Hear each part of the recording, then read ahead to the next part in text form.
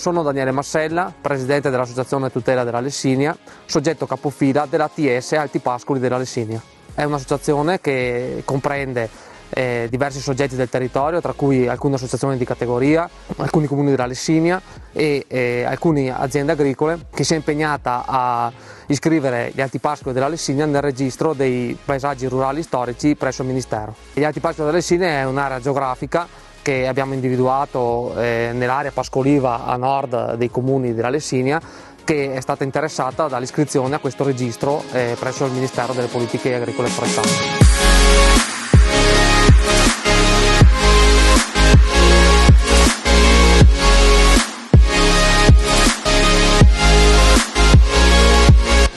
I fondi, anche in misura consistente che ci sono arrivati, sono serviti a rendere più corposa e più completa il lavoro del dossier, e questo ci ha permesso sia di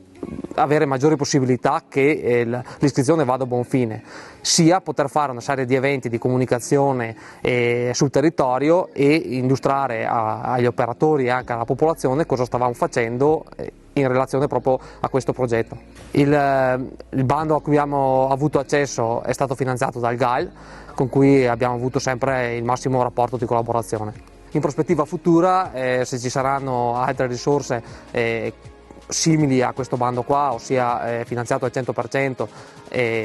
sicuramente possiamo avere dei progetti in cui utilizzarli nel migliore dei modi.